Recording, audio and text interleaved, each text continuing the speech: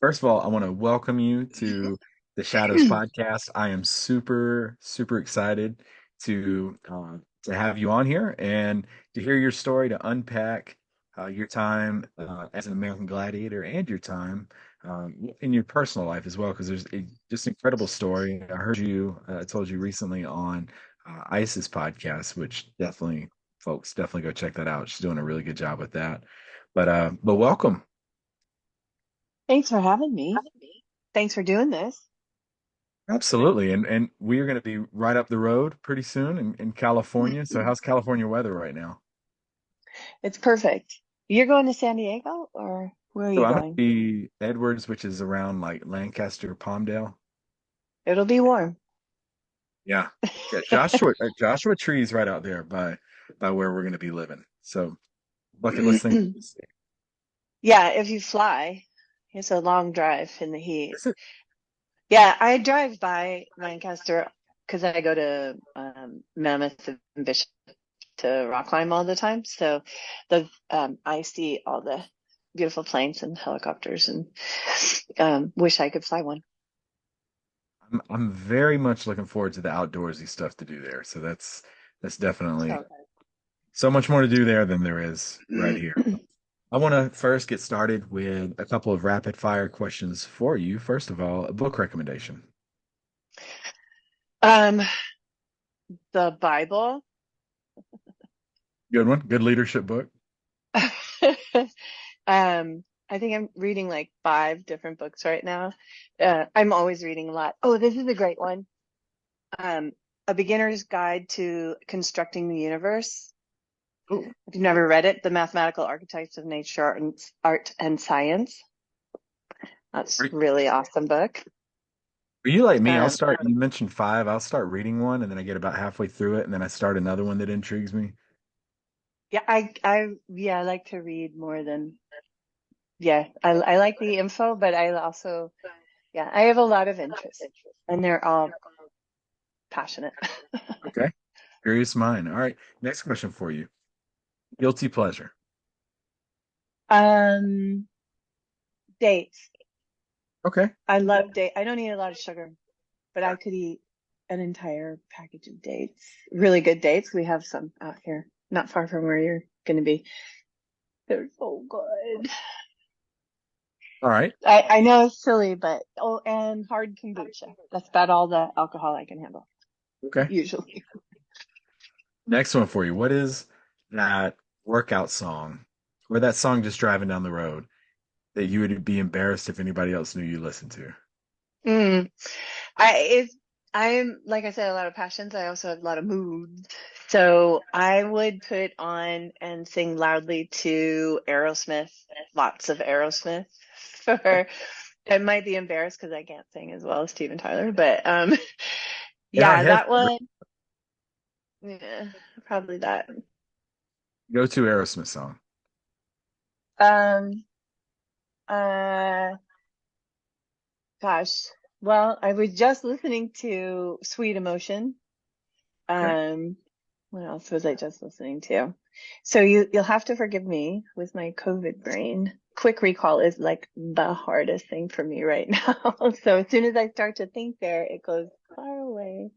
We'll go with Sweet Emotion. Sweet emotions. There we go. Uh, Working out. What is the, because been in great shape. I mean, back in the day as a gladiator and everything, the one workout, one body part to work out that you absolutely dread. Um, I actually don't like working chest. Yeah. It is my least favorite. I don't mind working out. It's not my favorite thing to do. I work out so that I can move hard, lot like, so the gym, but I do it. Okay. All, I'm, all of the gym workouts. you're, you're into the rock climbing and Yeah, I mean, I trained pretty hard in a few sports, so the training was the weightlifting itself was always is part of not like I wasn't a bodybuilder, so I was never trying to build mass. I was definitely not trying to build mass because I get big real quick. I was trying to stay lean, long, and fast, and large ranges of motion. So Pretty much anything where I have to lift weights is not my happy place, but I do it because it's important, and especially when you're slightly over 50, almost 60. Okay, you're doing good. You're doing good. And dinner for three historical figures who are no longer with us. Who would you break bread with? Um, well, Abraham Lincoln, um, and I would definitely want to talk to Enoch from the Bible. Hmm. He was and was not. He didn't die that we know of. And um, I might actually really want to talk to Margaret Thatcher, powerhouse woman. I could list a lot more, but maybe those are the top three today. Okay. You survived the rapid fire questions, and now Thank you. start getting to your journey here. So, talk to us about your upbringings. You grew up, was it Cleveland? Mhm. What was Yeah, Trinity? we lived towards the inner city and then we moved to the country, which is now suburbia, but it was pretty quiet out there. I like both still. Suburbia is still the hardest place for me. Um, so yeah, my dad was a professional baseball player. Then he became an attorney. He got hurt, and then he became a Golden Gloves boxer. And he got his eye broken, so he couldn't compete in that anymore. But I grew up with a garage full of a gym, and my dad would work out pretty much every day in his gym. Um, Rain or snow, lots of snow, lots of rain, cold or hot, both of those. Um, every day. I don't think there was a day that he didn't work out. He'd come home and take a nap, and he was a single dad most of my life, and then he would go and work out. And the hardest thing for him towards the end of his life was that he couldn't work out. So he was Right, all Joe. into the sports. So, your dad was kind of ahead of the curve with the garage gym, which became like a phase during the pandemic. And Yeah. you, I know because I heard you talk before. I know you lost your mom. She was very young. But what did your Yeah. mom? What did she do? She was 37 when she died of complications from MS, which we really didn't know much about then. Nobody really knew she was sick for a very long time because her MS worked in reverse, got her brain before her body. But then when she finally got a diagnosis, it's almost as if she's like, I can't even fight this anymore. Like she knew something was wrong, but nobody really knew. Before that, she was a really good golfer, great athlete. She was an intellectual. So she had a degree or two and she taught for a living, but she was very smart. And, um, my dad would say that she was the brains and he's the brawn for sure. But he became an attorney, so he was brilliant in court, trial attorney. Um, but I think that was more of a default than being a baseball player would have been his pick. Sounds like you got a little healthy balance of the two. You're talking about, yeah, I got a curious mind, reading the books and everything, and then the athleticism from your father. So it seems like you got that well balanced there. And how old were you when your mom passed away, if you don't mind me asking? Just about 13. Oh, so young, really, really young. I was 11 when my father passed away, and he was 42. So Yeah, I know it that's was really young. tough. Yeah. Do you What have siblings? I do. Yeah. Yeah. Where are you in the mix? So I have an older sister who's about 10 years older than me, and then my younger sister, she was 18 months younger than me, and then she passed away 4 years after that. Oh So my gosh. yeah, she was 14 when she passed away. So it was Oh my. yeah, it was brutal.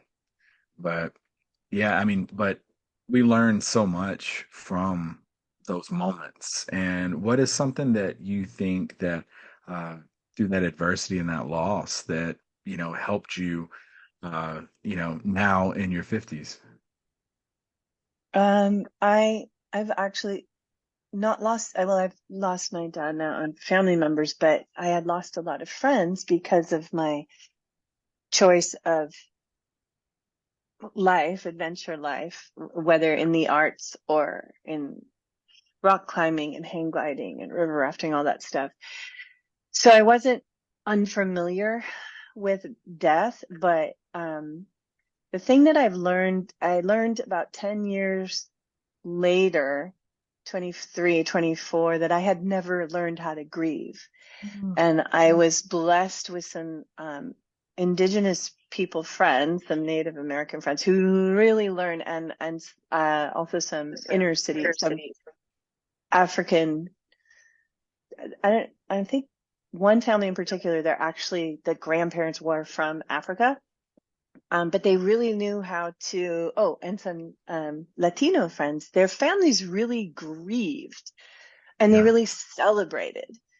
And one of the things I realized is I had spent at least 10 years just powering through, not on, because I had a little brother and sister and somebody needed to play mom, and gotta be you just do strong. what you have to do. Yeah, Yeah. But I think there's a way to power through and feel. And now in my 50s, I'm positive of it.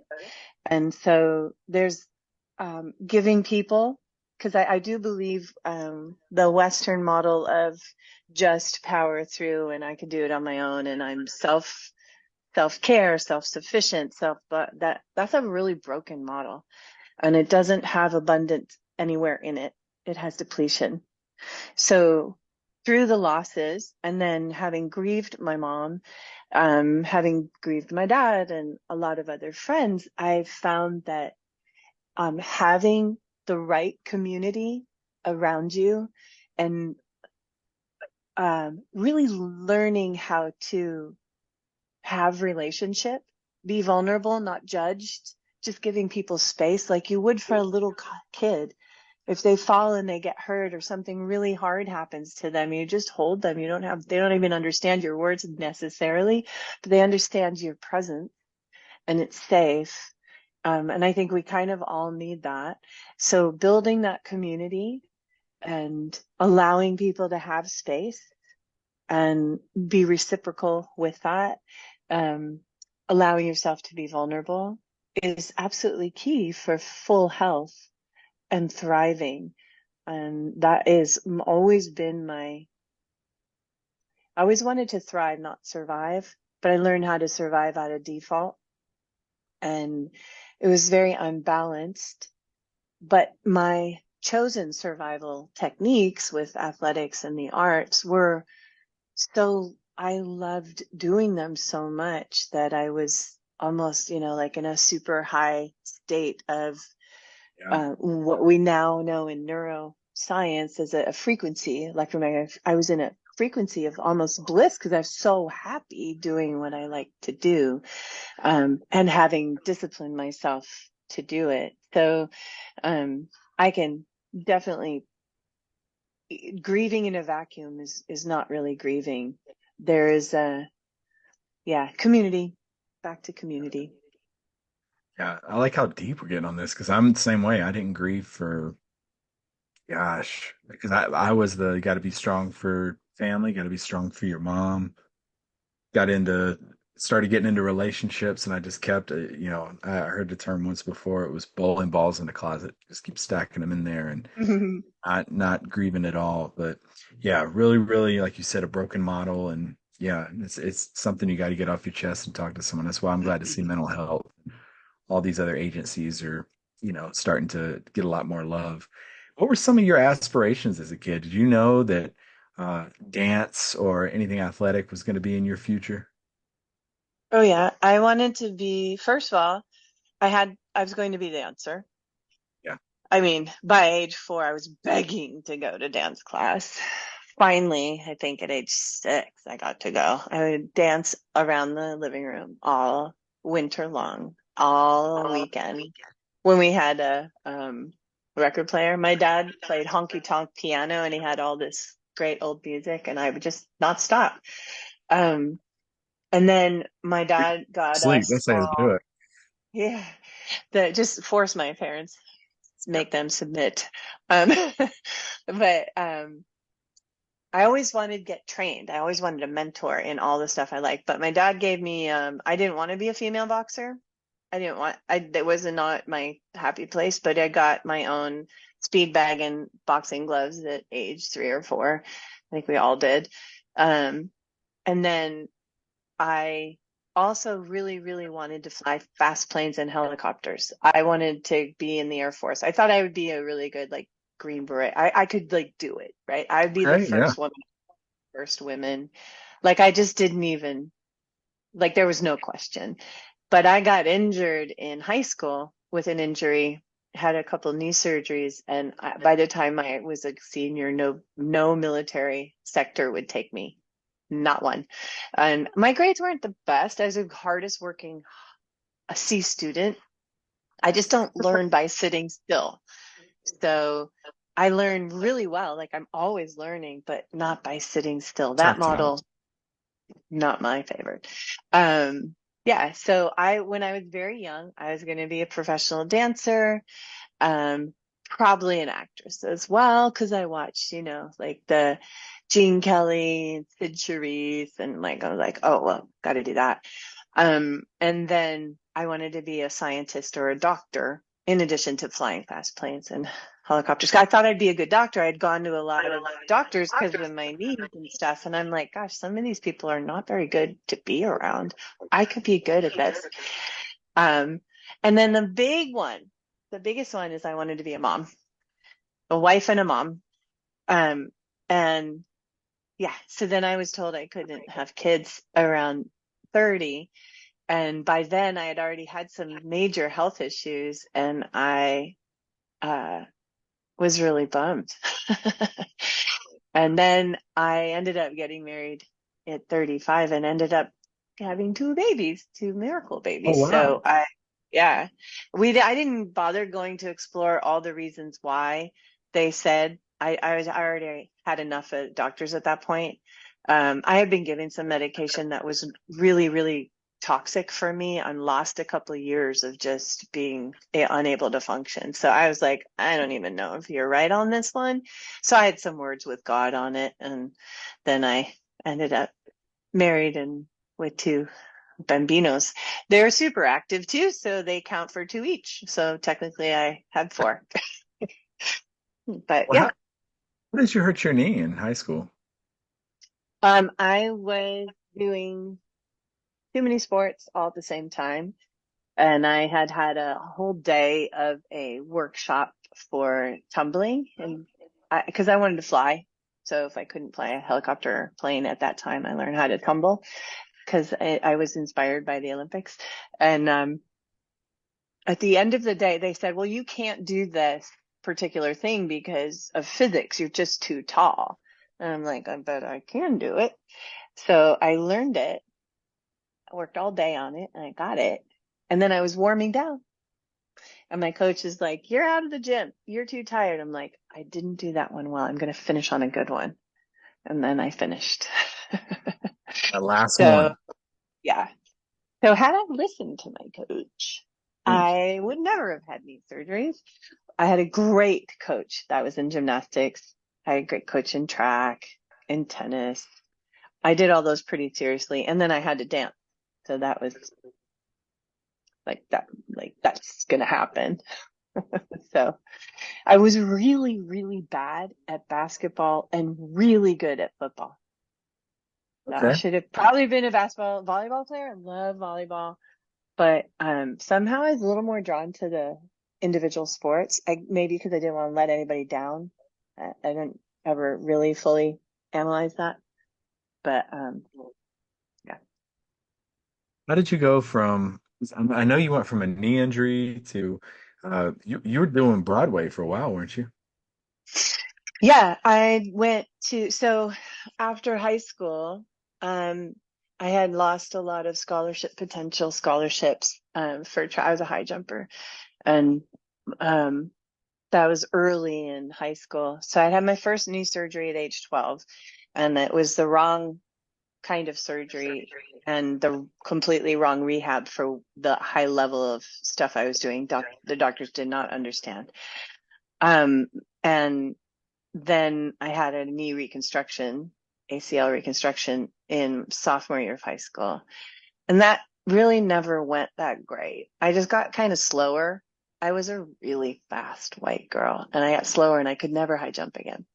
Um, but I could dance. I couldn't do ballet. So I was like, well, that was what I want to do, ballet. I'll go to Broadway because that's good too.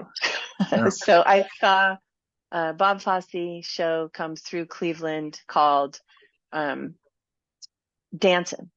And I was like, I didn't understand all the sexual undertones at all. I was just watching this movement and I was just like, okay, I have to do that. So I went to Broadway to do that kind of stuff. How in the world was that? Like out there performing on Broadway? It was terrifying. I moved to New York and I felt like it was one of those things I knew I needed to do it. And the one thing my dad said um, to all of us was, you never want to be on your deathbed going, gosh, I wonder what would have happened if. So I would have wondered what would have happened if. And I did not want to go to school. I and do like maybe towards medicine, but I really loved the arts as well. So I went to New York terrified with nothing. Nothing. You could do that back then. You can't really do that anymore. And I just started auditioning and it was a pretty dark time on Broadway. I didn't even get, I mean, I would never let my kids do what I did. So, the people were very gracious that I was auditioning with on my first few auditions, and they helped me because I would get asked after dancing. I got asked to stay. If you make it through the dancing, you sing. And I'm like, and so people would help me.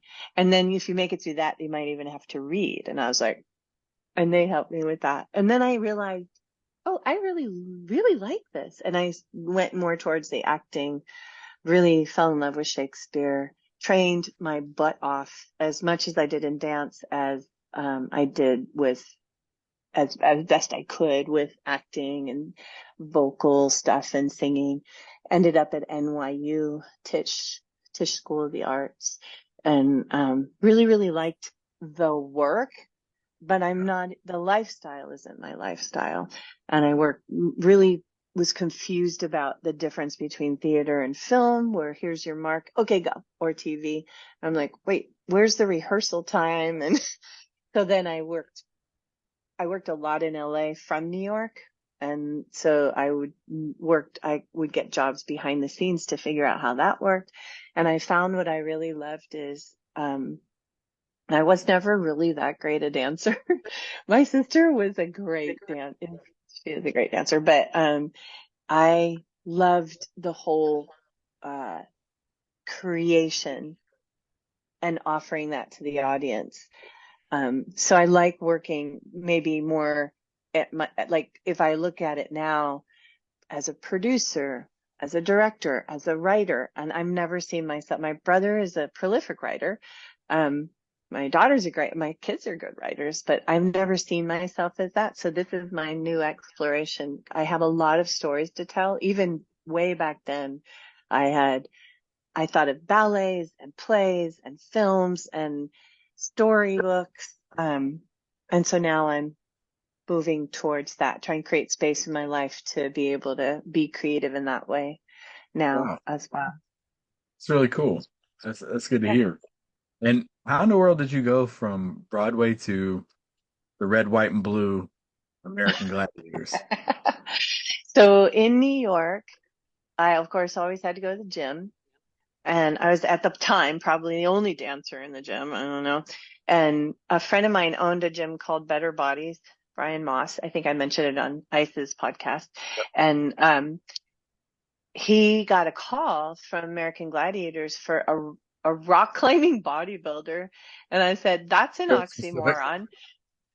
So he said, just do it. And I'm like, mm-mm. I thought it was professional wrestling. And I'm like, no, no, it's just not my scene. And I can't risk those kinds of injuries. I can't be injured anymore.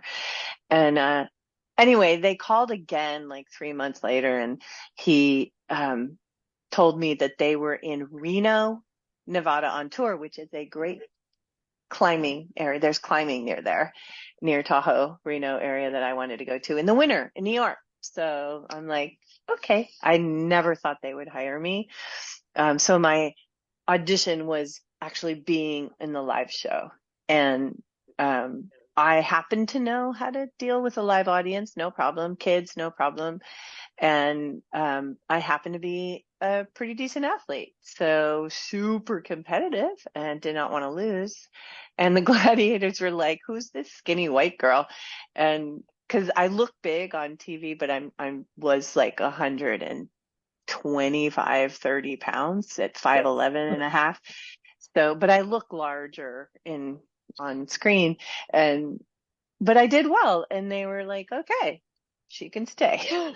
So that's You're that. And then the TV show, they offered me a spot on that, and that's in New York. If you're not doing a show or not already doing summer stock, um, the summer is pretty quiet, and yeah. they film the whole year, 2 seasons in, a month in the summer. So it's a really good job That's for one thing I'm me. going to ask is about the TV recordings. Like, what does a typical day of recordings look like for Gladiators? The uh normal day, 9 to 6 or 7, or 10 to 6 or 7, sometimes 8. But it's union, so you can't go to, and this crew is union, so you can't go too much over. Um, you just kind of we showed up for some rehearsals, camera rehearsals, always new games every season. So they have to find where they want their cameras. They have like, I don't know, 20 cameras. They have a lot of cameras. And so, that was always fun. We got to test out the games, got to meet the contestants, and then we would shoot the season one, so the autumn and the spring season at simultaneously. So that because everybody was gathered all at once, that would have been too expensive to, do two separate filming. So they Yeah. had enough gladiators that we could overlap season one and season two, and we just got switched around while season one did their thread and season two did their thread back to back. So if we were playing Powerball, we did it, two women from season one and two women from season two, two women, two men, and two men, and we just did, because the thing was all set up right, so you just power through the filming. So it was really fun. It was fun cheering for people, and the downtime in between changing the sets was just, saying hi to the kids, and it was so sweet. It was sweet. The kids were so excited. So that's why I did it. Did it for the kids. I was going to ask you, how cool is that when you see a kid run up to you and you just see it in their eyes, like they are starstruck at seeing you? Yeah, I thought it was, because I work with kids so much, always have. Um, it was, I didn't, I got a big head towards the end of things, but at the beginning it was just super fun, because when you're doing a show, you're a character. Yeah. And so when you come out and sign autographs for kids, let's say, you're signing it as that character. So it's like you want to invest that one moment with that person, because it's inspirational. Like you want to inspire, like I want to be inspired. I wanted to be inspired as a kid. So even as a grown up. So, it was super fun. It was like, um, also very draining, because some of us really wanted to just, see your eyes for a second and just, here's an autograph, but it sounds like a blessing, like, go do Yeah. awesome things.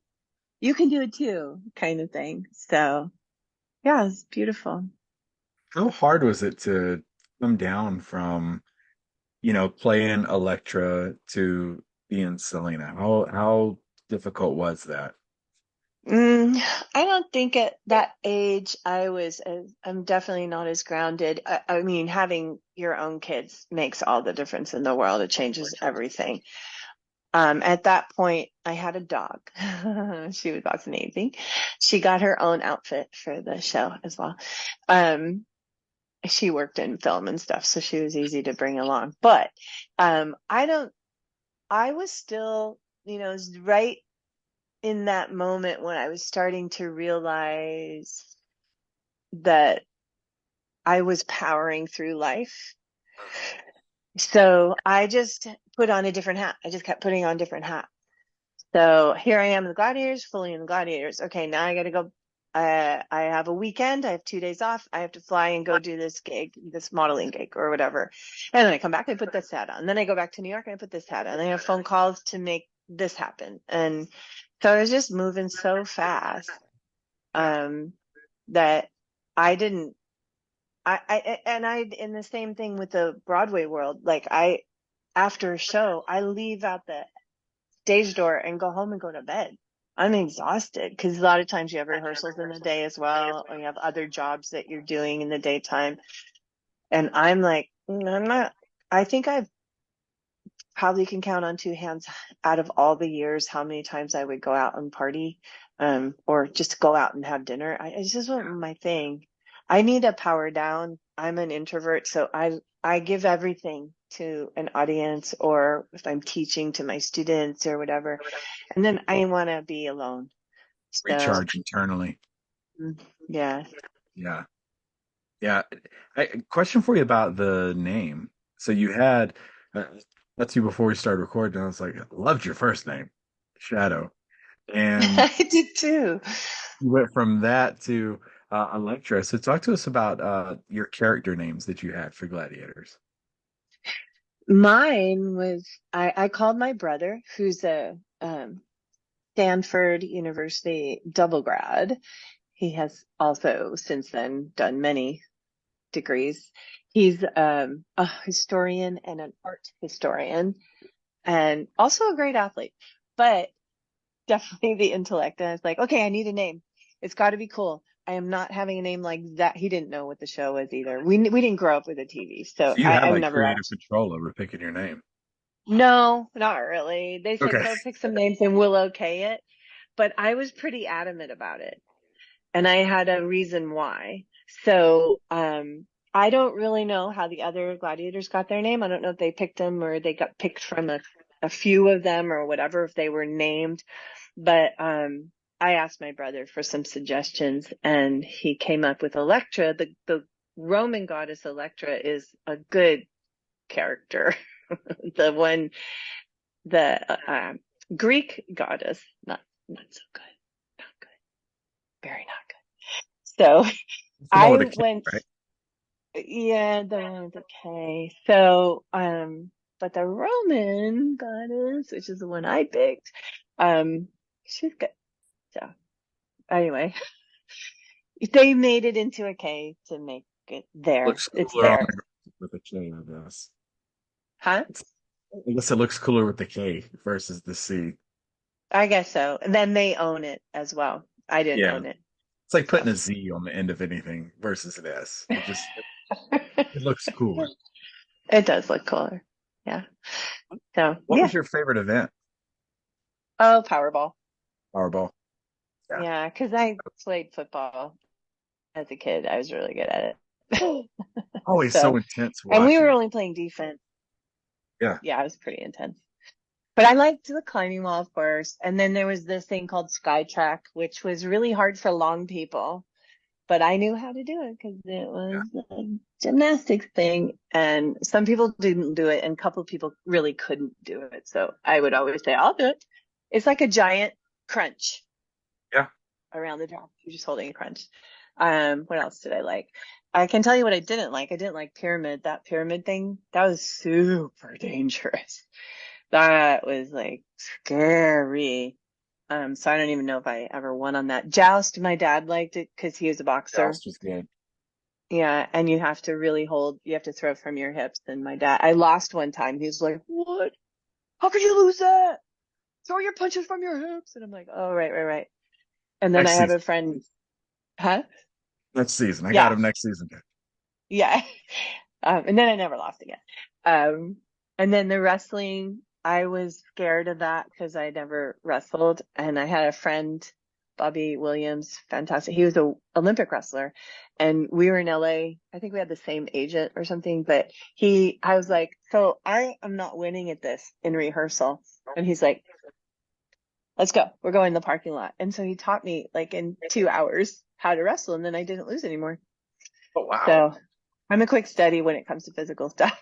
Wow. But he's really tough. He's really tough, and he's still really tough. Um, so he's like a big brother. So What what do you remember about that day where with the injury where your knee struck your nose and it was just yeah, and then the um after. yeah. So when that happened, I was really nervous that the cameras were going to show. So I was just really grateful I didn't break my neck, but I knew as I was falling what we needed to do. I just forgot that she was on top of my legs, the way we were turning.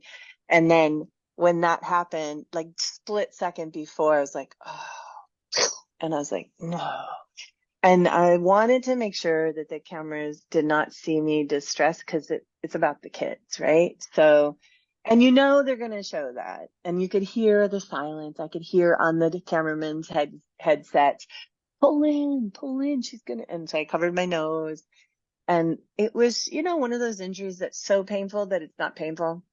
Yeah. Like it's really painful and you want to throw up or pass out, but then you just pull it together and you walk Mhm. off kind of thing. It was like that. My knee hurt more than my nose after because I focused my Yeah. energy on not letting that happen. But I had cut through my giant knee pads and got stitches in my knee as well. And that was like really painful. That was the distraction. But it was just a bummer because I had a lot of other work that I had to be intact for like right away. And that was the last day of filming. And so that all went away. It's what, three nose surgeries or something like that? Yeah, I was three to start with. I had had an injury when I was a gymnast when I was like 12 or 11 or something. Maybe, I don't remember.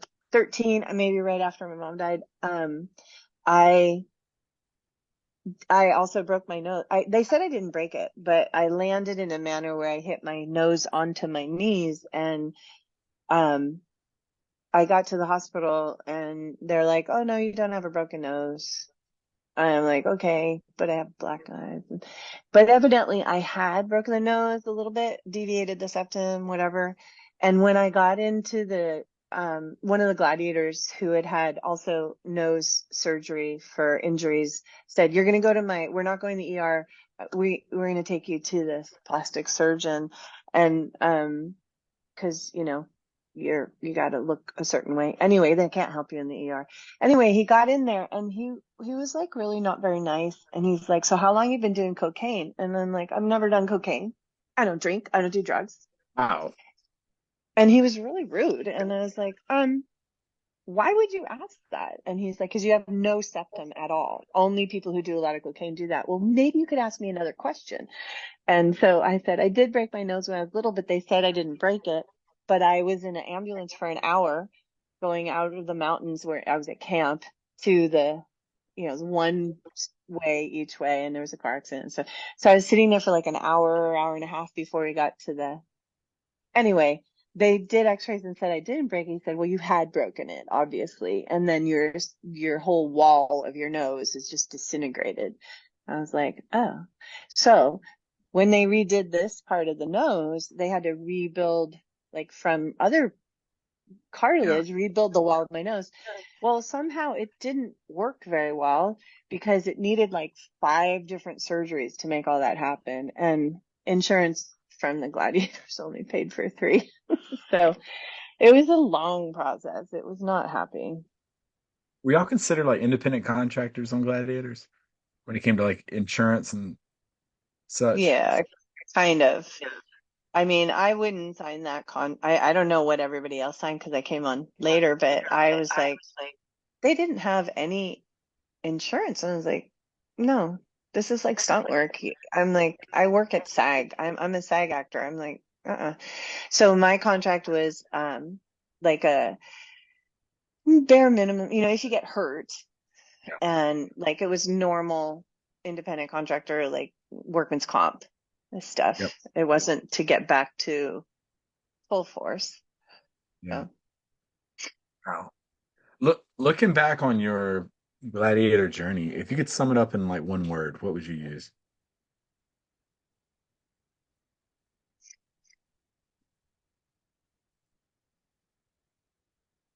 Uh, I would want to say it was fantastic, and then second word would be an incredible education. Yeah. What's the biggest thing you learned about yourself from that experience? How easily pride and your ego can take over your reasoning, the reality, perspective. Two biggest nemesis, pride and ego. Yeah. How did you feel about the 30 for 30 that they put together? I was a little nervous going into it. I didn't know until I was literally being filmed that people like Lori Ice and Nitro, like they weren't in it. Like they asked me the question cold on camera, and I'm like, what? Isn't everybody like, aren't you going to have the really popular gladiators on this? And I wasn't sure where it was going to go. Um, or, documentary films don't always get to the screen. So I wasn't sure how that was going to go. I was reasonably, I was pretty, I was given all the stuff that they researched and how hard I talked to some of the editors and stuff when they had that little, the red carpet party for it. And it was so much footage, so much information, not even sure which direction to go, similar to many documentaries. You kind of have an idea, but are you going to find that story? You're going to have to adjust. And so Ben, I thought, did a pretty decent job. There was only one really glaring big disappointment. Like more than a disappointment, but other than that, it went pretty well. I wasn't surprised that they were gonna bring up things that might be a little dirty, like dish on stuff with the gladiators or things with Lori and Johnny. Like it, it's slightly sensational. Everything that wasn't like uplifting could be taken out of context. So if you had context, you could see, oh, yeah, there's a different perspective here. But my biggest gripe was how they handled Billy's story, Thunder's story, who I never met him, but Passed um, away. yeah, that wasn't nice. That was really not cool. He was walking the way he was walking was because he had just broken his hip. But I was surprised they didn't tell that, and they also didn't give him some special honor because he's deceased now. And then they didn't tell anything about given the fact that yeah, it just seemed like he was a victim of the gladiators, and he had an amazing life. He rescued horse. I mean, he did amazing things, and you didn't see any of that in the video, and that made me very distressed. But overall, it was kind of a story. It had a little bit of redemption, the Johnny story, like that was interesting. I didn't know. Yeah. I didn't know a lot of that, so it was interesting. How was it to see all that stuff kind of unfold, like watching it just like I was? Interesting. I watched Yeah. both of them. I didn't know it was a two um, part. I finished the first one. I'm like, so I have a question. And then yeah, I saw yeah, two later on. I was like, oh, okay, there we go. yeah, yeah. I'm really excited to see the Netflix one as well. See how that story is told. It's interesting, like Lori's podcast, Ice, Chilling with Ice, it is interesting because people continue to, when they find out, I don't know, some people know, and so they'll tell people because I guess it's interesting, especially now that 30 for 30 came out and the Netflix this thing's coming out. They're like, oh my God, you were a gladiator. I watched that when I was growing up, and blah, blah, blah. And I'm like, yeah, it was such an anomaly at the time that because there's really nothing like that. It was real competition. It wasn't fake. Reality TV. And yeah, it was real reality TV. And the whole point was that for me, the reason I ended up saying yes to it is I'm like, oh, the contenders are going against each other. We're the obstacle. They're not trying to just beat us. They need to beat each other. That made it special to me because that says anybody could go do this. Like that was what was so inspirational. So, some of the contestants had um some pretty intense stories, and of which you saw a little bit on the 30 for 30, but that made it so inspirational for everybody watching. Like, like even I don't even remember so much like Wide World of Sports focusing on the backstory. Now, if you don't focus on a backstory of an athlete, we're not like, we don't even like get it. Be invested, yeah. We want to be invested in the story of a person. Again, going back to community, we want to know people's story. Everybody's story is valuable, and everybody has challenges. Everybody has to work through the shadows. But we aren't always taught that. That's part of my mission with one of my business things that I do. It's just helping you become your best self and create your community so that you can work through some of this stuff, which we now know in neuroscience, one of my little passions, is it's the nervous system that has helped you survive something that started a pattern, and it did the absolute right thing, some horrible trauma, it's horrible to you, really scary for you in the moment. I was just reading something today, some neuroscience stuff, and this kid had a lollipop.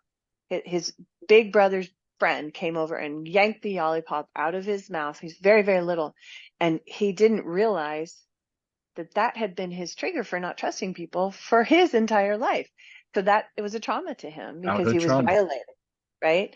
Yeah. So, and then you've had many, many traumas. So, learning how to work through that nervous system thing, to repattern the nervous system, is like everything. And we've always kind of treated it in segmented. It's the brain, it's the heart, it's the body part, and it's not, it's all connected. And so, yeah. So community, if you don't have a safe community to do that in, because this is your house, really, right? This is your home. And if you don't have a safe community to live in your home with, then you can't heal, you can't grow. You just keep powering through. And I know even my kids who are 20 and 21, let alone the other young people I work with, they're not really interested in the way we have done, way my generation has done things, or the millennials have done things. They're kind of like, yeah, none of it works. Nothing's holistic. I have to work. I have to become the change, but in community, not as an island. So, yeah. Well, amazing journey to where you are here today. You've mentioned, you kind of alluded to some things you're working on. What does the future hold for you? Um, well, many things. um, I'm working on, I teach a lot of breath work and meditation and integrative movement stuff. And, that just, I wish I had this when I was young, and I have some young people I work with who are changing the world, literally. And so helping them learn how to breathe again Even and box deal, breathing. yeah. Yeah. Um, but all that stuff, your body is meant to heal itself. So I have some big healing to do on the physiological side. Um, and I I will never stop learning about that. I'm fascinated by how I call it our body temple works. And it's, to me, the temple of God. So, um, that part was always growing. I'm hoping, oh, there's just so much. I'd love to be teaching teachers again I used to teach teachers certain things. I'd love to share this with more teachers, more practitioners. Um, I get to be in the company of some pretty amazing scientists and doctors and my human lab rat, and integrating that from the spirit, soul, and body, not from body, soul, and spirit, but helping any angle. You can come in at any angle and find great healing. And then I have a lot of things to write and produce. And those are the things I'm really passionate about, writing and producing. I like to tell stories. So, most of my creative life, I was telling other people's stories, trying to build a community, but we weren't like-minded. So I would help tell their stories, and then there's nobody around to help tell mine. And it takes a, tribe to do that. So now the tribe that I have, our kids are getting a little older, and we're all in, fashion or film or music. So we're all starting to see how we need to, let's work together on this because we already know each other, raised our kids together. And so now I'm just trying to come back from a pretty serious situation the last 3 years and definitely since December. And so build some space around myself so I'm not, just scrounging because I couldn't work for a while, couldn't walk for a while. And then start creating these things. So if I had to pick something, it would be directing and producing and writing. Okay. And before we wrap this episode up, what final comments do you have for listeners? Um, oh gosh. Uh,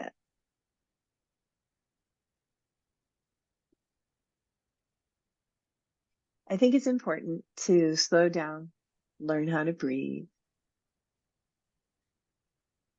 operate from a place of response instead of reaction. And those things that you delight in, that you're passionate, like you might even have gone away from that. So getting to the point of a, not stillness like hold still, but like water, like just being floating. There's a movement in the stillness where you can really get in touch with yourself. That investment is worth, no money could buy it to get back in touch with yourself if you're not. And then once you do, finding what your passions and your purpose here. I believe everybody is on this planet for a very specific purpose or set of purposes. And that is the only place you will find joy, peace, vibrance, um, and love yourself enough to allow others to love you as well. There's nobody out there that can do that work for you, but there sure is a community that you can build by being your most authentic, purposeful self. So I blessed you in that. It's been a very peaceful episode. You're very easy to talk to. So this is very good here. So this is amazing for me. I grew up watching Gladiators. I grew up loving the show. Like I said, one of the first reality television shows that was out there. And loved the 30 for 30. Very interested to see. I think the time of recording, like 2 days from now, it's the Netflix documentary Oh, drop. okay. So I'd be very Oh, interested to cool. see that. But folks, if you like what we're doing here, check out Spotify, Apple, theshadowspodcast.com. Leave us a review. Let us know what you think. We got some many more great episodes coming your way with amazing stories just like this here on the Shadows Podcast.